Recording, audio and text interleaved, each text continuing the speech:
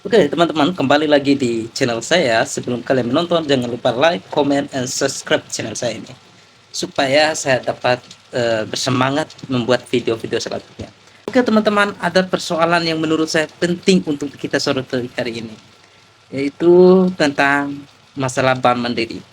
Rekening Supriyono alias Botok, koordinator Aliansi Masyarakat Pati Bersatu, yang disebut berisi sekitar 80 juta tidak bisa digunakan menjelang aksi warga Pati di Jakarta. Dana tersebut berasal dari uang pribadi dan donasi masyarakat untuk kebutuhan transportasi dan logistik aksi. Yang menjadi pertanyaannya, mengapa transaksi rekening tersebut ditunda tepat lagi menjelang aksi? Bank Mandiri menyebut tindakan itu dilakukan atas dasar permintaan aparat penegak hukum. Sementara Polda Metro Jaya menjelaskan bahwa ini bukan pemblokiran, melainkan penundaan transaksi dalam rangka penyelidikan. Baik, kalau memang bagian dari proses hukum, publik tentu berhak mendapatkan penjelasan.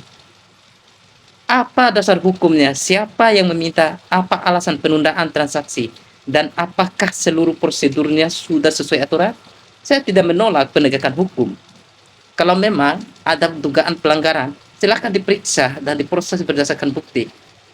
Tetapi jangan sampai masyarakat merasa dihukum sebelum terbukti melakukan kesalahan, apalagi waktunya berdekatan dengan aksi demonstrasi. Wajar kalau kemudian muncul pertanyaan apakah ini murni penegakan hukum atau ini salah satu intimidasi berdampak pada keberadaan warga dalam menyampaikan aspirasi.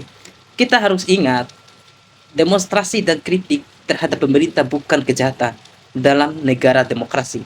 Masyarakat memiliki hak untuk menyampaikan pendapat secara damai dan sesuai hukum. Karena itu, Bank Mandiri dan aparat penegak hukum perlu menjelaskan persoalan ini secara terbuka dan transparan.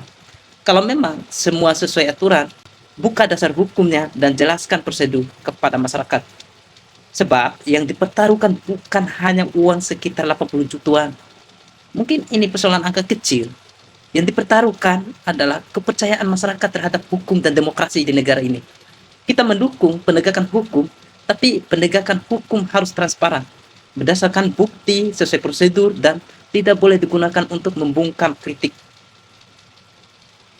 Karena demokrasi yang sehat bukan hanya memberikan ruang kepada mereka yang setuju dengan pemerintah saja.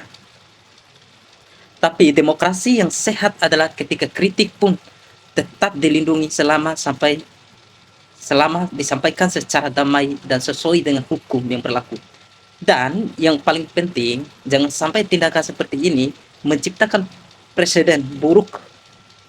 Masyarakat bisa menjadi takut menggunakan haknya untuk berkumpul, berdonasi, atau menyampaikan kritik karena khawatir akses terhadap rekening mereka ikut dibatasi. Oke, kalau memang ada pelanggaran, tindak pelakunya berdasarkan hukum. Tapi jangan sampai hak seluruh masyarakat ikut berdampak hanya karena mereka yang berbeda suara dan dengan pemerintah.